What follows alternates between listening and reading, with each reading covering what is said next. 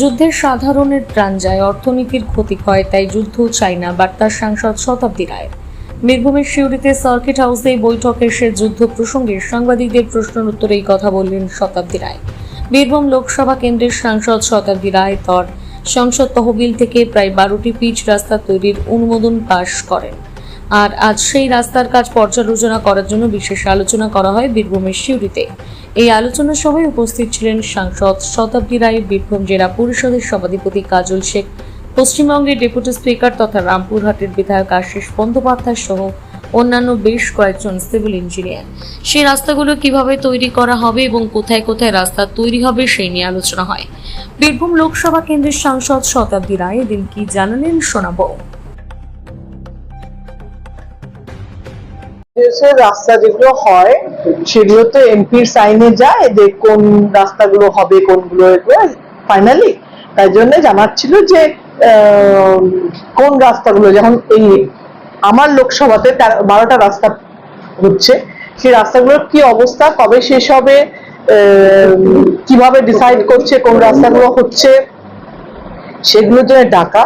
কারণ যদিও দিশার মিটিং এ সবাই আসে, দিশার মিটিং এ এত বেশি সাবজেক্ট থাকে সবার সঙ্গে ডিটেলস আলোচনা করা যায় না। এর আগের দিন যেমন আমি তিলপাড়া ব্রিজের ওদেরকে নিয়ে বসেছিলাম, তার ফলে কি হয়, ওখানে বসলে মানে আলাদা করে বসলে সেই ডিপার্টমেন্টের ডিটেলস কথা বলা যায়। তো এখানে সভাধিপতি আছেন, আশিস দাও আছেন, নিজেদের এলাকার কথাগুলো বলা এবং কিভাবে যে রাস্তাগুলো ইনক্লুড হয়নি সেগুলো কি করে ইনক্লুড করা যায়, বা যেগুলো মেনটেনেন্স করা আছে সেগুলো কি করে করা যায় সেই নিয়ে আলোচনা করা হলো। ইঞ্জিনিয়ারের কথা হলো যে নতুন রাস্তাগুলো অ্যাক্টিভ করা হচ্ছে, সেগুলোকে আমার ধারণা যে ওরা কমিট করলো যে ডিসেম্বরের মধ্যে শেষ করবে। মানে 12টা নতুন রাস্তা না, মেনটেনেন্স মিলিয়ে কতগুলো রাস্তা হয়েছে বা 12টা এই বছরে তৈরি এবং মেনটেনেন্স মিলিয়ে 12টা।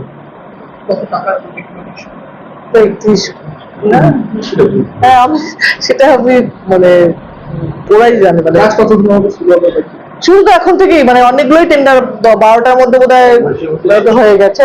এক বছর এই বছর ডিসেম্বরে শেষ করবে বলেছে এবং টেন্ডার হয়ে গেছে, মানে হয়তো বৃষ্টিতে কিছুদিন কাজ আটকে থাকবে বা ওগুলো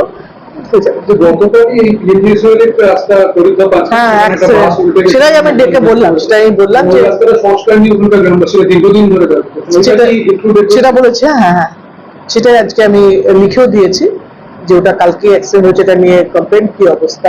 ওদেরও অনেক সমস্যা আছে, যেটা বলছে এখন আমরা সবাই এগ্রি করলাম যে এই ধান তোলার সময় কি হচ্ছে, রাস্তার মধ্যে যেহেতু মাটি বেশি উঠে যাচ্ছে তার ফলে মাটি স্কিড করছে, সেই রাস্তাগুলো ওদের মানে সবাই তো সমস্যা আছে যে সবসময় যে শুধুমাত্র নেগেটিভ জিনিস বা ওরা ইচ্ছে করে করছে না বা কোনো ডিপার্টমেন্ট কাজ করছে না সেটাও নয়, ওটা করছে কিন্তু ওদেরও উপায় নেই।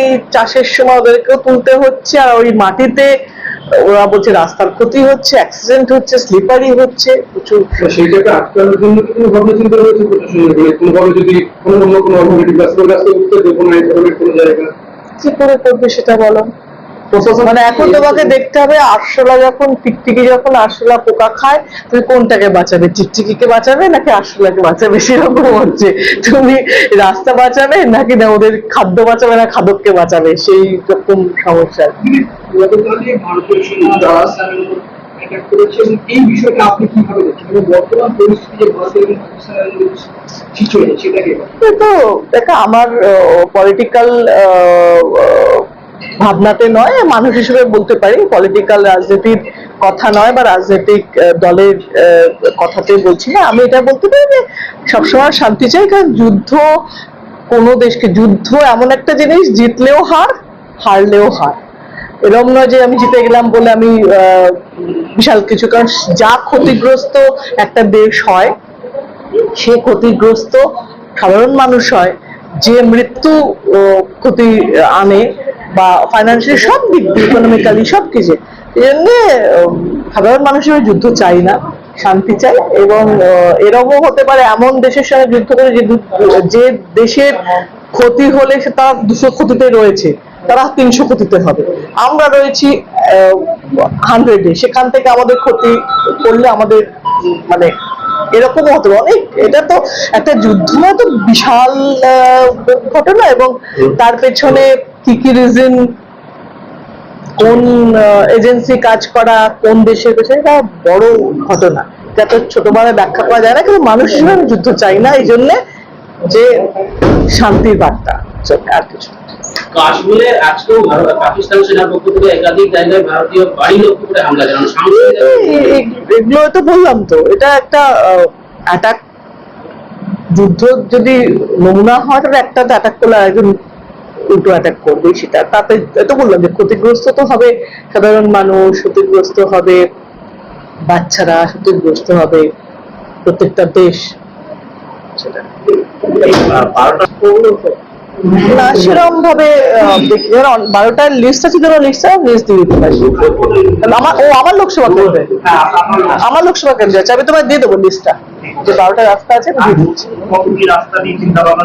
অনেকগুলো আমাদের মাসা আছে, নারায়ণপুর আছে, ওগুলো আছে, ওগুলো দিয়ে দিয়েছি। 5টা রাস্তা আছে যেগুলো একদম মানে মাটির রাস্তা আছে, সেগুলোকে দেওয়া হয়েছে, এবং ওরা বলেছেন যে যদি ক্রাইটেরিয়া ফুলফিল হয় তাহলে, বা যে ডিপার্টমেন্ট থেকে হতে পারে, হয় না যে হঠাৎ জেলা পরিষদ থেকে হতে পারে, কিংবা হ্যাঁ আরেকদিকে হতে পারে, কোনটা পিএনজিওসি হতে পারে, যে ক্রাইটেরিয়া ফিট করবে সেইখান থেকে রাস্তাগুলো হতে পারে। রাস্তাগুলো পাওয়াটাই আমাদের টার্গেট। সাংসদ আমাদের পরিবারের মেয়ে, আমাদের বাড়ির মেয়ে, সর্বদা 365 দিন উনি মানুষের পাশে থাকেন।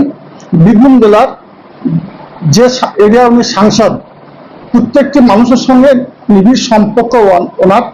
সর্বত গ্রামে যখন যান, শহর থেকে শহরটাতে যখন যান, মানুষ ওনার কাছে আবেদন করেন, সেই আবেদনের ভিত্তিতে পিএনজিওসি যে রাস্তাগুলো, সেই রাস্তাগুলো উনি পাঠিয়েছিলেন, এবং তার মধ্যে ওনার লোকসভা এরিয়ায় 12টা রাস্তা পাস হয়ে এসেছে। যদিও বীরভূম জেলায় 400টি পিএনজিওসি রাস্তা আছে, তার মধ্যে 21টি রাস্তা পাস হয়েছে। একটি রাস্তা কমসে কম 10 থেকে 12 কোটি টাকার স্যাংশন হয়েছে, অর্থাৎ যদি 12টি রাস্তার কথা বলেন, কমসে কম 120 কোটি টাকার কাজ এখানে হবে।